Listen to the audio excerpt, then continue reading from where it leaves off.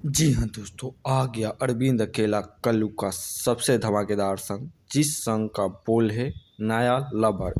जिस संग का बोल है नया लवर, जो काफ़ी बेहतरीन संग बना है। ऐसा संग आज तक आप लोग ना देखे होंगे ना सुने होंगे। जिस गीत को लिखे हैं ऋतिक राज और इसमें म्यूजिक दिए हैं Shubham SBR। Shubham SBR music दिए हैं, ऋतिक राज लिखे हैं, जो काफ़ी बेहतरीन संग बना है। जिस गीत को भोजपुरी के सुपरस्टार अरविंद अकेला कल्लू गाए हैं, जो काफ़ी बेहतरीन सॉन्ग बना है। इस गीत को रिलीज कर दिया गया है सारेगामा हम भोजपुरी पर रिलीज कर दिया गया है।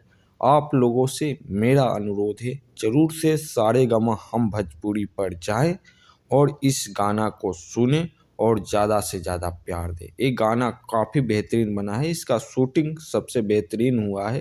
ज़रूर से एक बार सारेगामा हम भोजपुरी चैनल पर जाएं और इस गाना को सुने और ज़्यादा से ज़्यादा प्यार दें। ये जानकारी आप लोगों को कैसा लगा, वीडियो के कमेंट में बताएं। वीडियो को लाइक करना ना भूलें, चैनल को सब्सक्राइब करना ना भूलें। Thank for you. जय हिंद।